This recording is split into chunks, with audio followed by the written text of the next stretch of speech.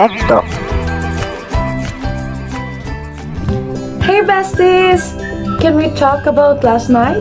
Someone spilled the tea. Please. There you go, Bestie. Please spill. Okay, wait. I didn't mean that literally. Spill the tea is an idiom. It's a non-literal phrase that people use to share gossips. Cool, right? Oh, so idioms are expressions where the meaning isn't what the words literally say? Exactly. Like when we say it's raining cats and dogs, we don't really mean that the cats and dogs are falling from the sky. It just means it's raining a lot, okay? That's wild.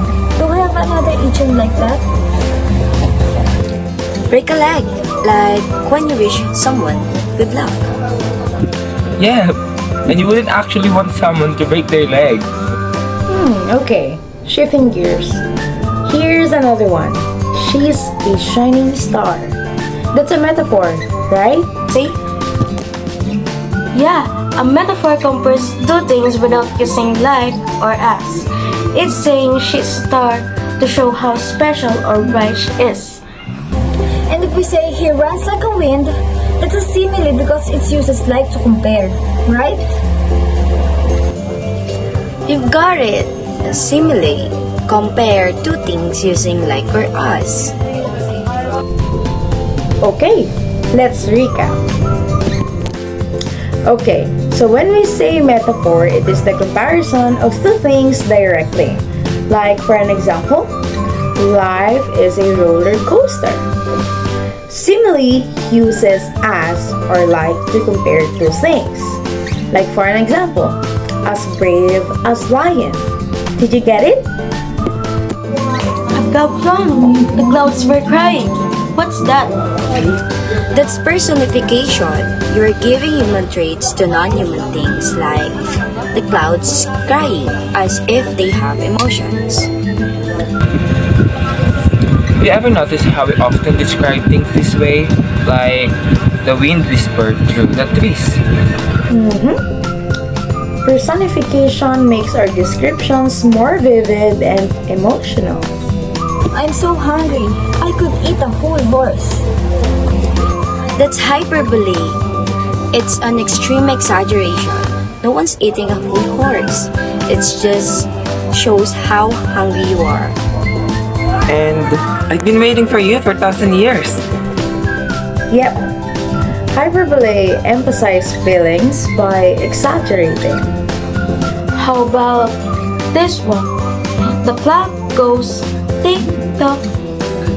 Here's the trick. That's an onomatopoeia. When a word sounds like the noise it describes, words like buzz, crash, or boom are the other examples. Bang! Onomatopoeia makes language fun and lively. And we can't forget alliteration. When words in a sentence start with the same sound, like Peter Piper picked a peck of pickled pepper. It's not just for tongue twisters. Alliteration adds rhythm and emphasis to right things.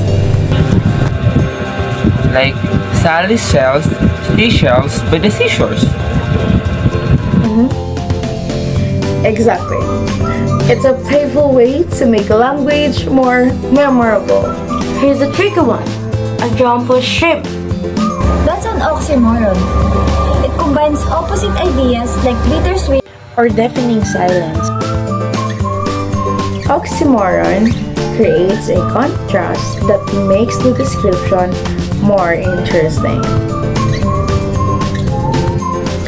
Imagery helps you to picture or feel something more vividly. Can you think of a time where a point come alive for you? Wow, we've covered it all. Idioms, metaphor, simile, personification, hyperbole, onomatopoeia, alliteration, oxymoron, and lastly, the imagery. Those are figurative language. Figurative language makes the communication more creative and fun. So look for it in your favorite books, songs, or even in everyday conversations. Language would be so boring without it. Thanks for hanging out with us today. See you next time. Stay creative. Discussion time! Hi everyone, I'm Miss Rosen Vidias and today we're going to talk about hyperbole. I think some of you already have an idea what is hyperbole.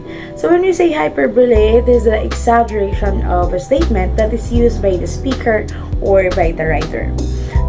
That is not meant to be taken literally. Okay, like for example, I have told you a million times not to lie. So do you really think that I can tell someone not to lie a million times? Of course not. Maybe I just told someone many times, or I keep on reminding someone not to lie. Okay? Another example is, I am so hungry that I could eat a whole horse. So, do you really think that I can eat a whole horse? Of course not. So, it just means that I'm starving, that I'm so hungry, that I can eat a lot. Okay? It's the meaning behind that hyperbole. So it's actually not the literal meaning that we want the readers or the audiences to understand. So there's a meaning behind it. Okay, there's another meaning behind it, and we're just making it exaggerated for the other people to more feel, okay, the emotions or what we wanted that someone to feel as well. So that is hyperbole. Hi everyone, my name is Ron Yubal and today let's talk about similes and metaphor. So these are the tools that make our language more interesting and fun. So first, let's start with similes. So a simile compares two things using the words like or as. For example, her smile is bright as the sun. So this means her smile is really bright, but we're using as to make it more fun and descriptive. Second, let's talk about the metaphor. So a metaphor is different because it says one thing is another. For example, the classroom was a zoo. So this doesn't mean animals were running around. It means the classroom was loud and wild, just like the zoo. So remember, similes use like or as, and metaphor say one thing is another. Try them in your writing and to make your writing more creative. Hi everyone, so now we're going to talk about personification. So when we say personification, it is the human attributes or characteristics that is represented to a non-human. Okay, like for an example, the tree is begging for water. So basically, the tree cannot beg for water, am I right? Because they cannot communicate. However, human can. But the real meaning behind it is that the tree needs water, or it needs to be watered. So that is what the meaning all about. And another example is the leaves dance in the wind. So it personifies leaves as if it has the ability to dance. Like humans, us, we can dance. Personification is giving us more description so that we could imagine, or so we can feel or picture what is it all about, or we can actually feel the emotions and us to better understand what is the writer or the speaker wanted us to understand. So that is personification. Okay. Imagery refers to the use of descriptive language that appeals to our five senses: the sense of sight, sound, touch, taste, and smell. It helps bring a scene to life, allowing the reader to experience the story in a vivid and sensory way. When writers use imagery, they paint pictures with the words. Instead of telling us that the character is scared, an author might describe their trembling hands, the cold sweat on their brow, or the racing beat of their hearts. This allows us, as readers, to feel the fear rather than just reading about it. For example, the poem To Autumn by John Keats, the poet uses imagery to describe the fall season. I will read it to you now. the ripened grain, the soft dying day, and the gathering swallows twittering skies. Here, we see and hear the imagery of grain ready to be harvested, the fading light of day, and the movement of swallows overheard. The combination of these sensory details creates a rich picture of autumn. Imagery can focus on all five senses. For instance, visual imagery paints pictures with colors and shapes. Auditory imagery evokes sounds, like the rustling of leaves and the howl of the wind. Tactile imagery appeals to touch, like describing the rough texture of a stone or the cool breeze on skin. Olfactory imagery refers to the smells such as the sweet scent of fresh rain or the pungent smell of smoke. Gustatory imagery is about taste, like the tang of citrus or the bitterness of coffee. Basically, imagery helps us pictures what is in the story better. It helps us connect using the five senses, which gives more life to what we are reading. And that is what we call imagery. Have the idioms. Idioms are a type of figurative expression in language where the meaning of the phrase as a whole differs from the literal meanings of the individual words. Idioms are commonly used in everyday speech to convey meanings in a more colorful or metaphorical way. In other words, it is a phrase with a meaning different from the literal word. It is used to express ideas in a creative way. So for example, the idiom, "It's raining cats and dogs." It means that it is raining very heavily or it is raining heavily. It describes a sudden intense downpour in a colorful way but has nothing to do with an actual or the literal animals falling from the sky. Have you seen cat and dog that is falling from the sky? Never, right? So here it means that it's just raining heavily. Understand? Alright. So next we have the piece of a cake, which means something that is very easy to do. It's just like basic lang sa'yo gawin yung isang bagay. For instance, can you do this activity? It's just a piece of a cake. Get it, guys? So it's just easy to do. And last is break a leg. It is a way to wish someone good luck, and it is also a positive expression meant to encourage success. Can you use it in a sentence? Comment below your answer. Break a leg, everyone. Okay, oxymoron.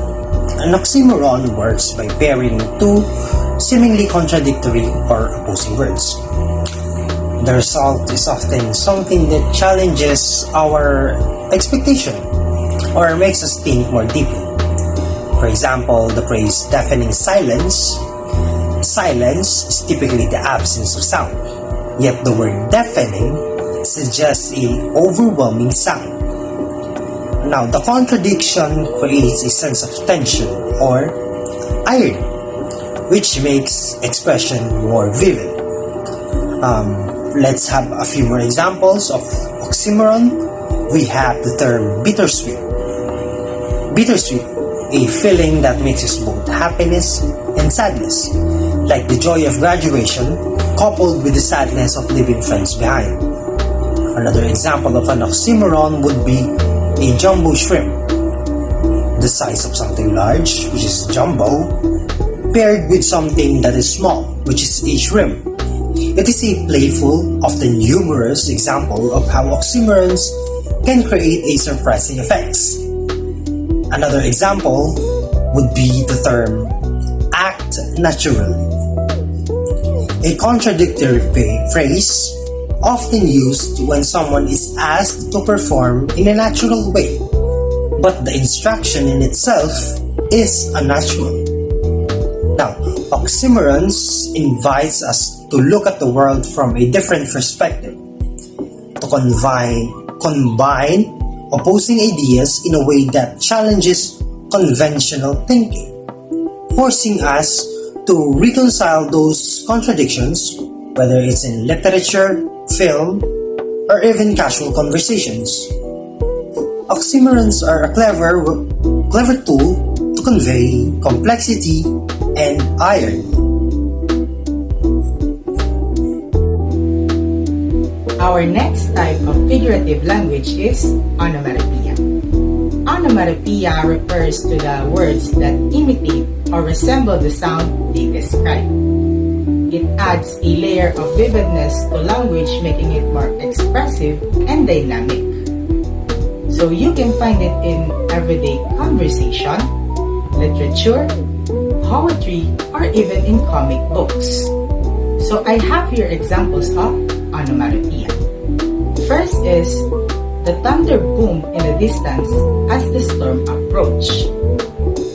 Second, the champagne bottle pop open. So here, the onomatopoeic words are boom and pop. Next is alliteration. Alliteration are consecutive words in a sentence or phrase begin with the same sound or same letter.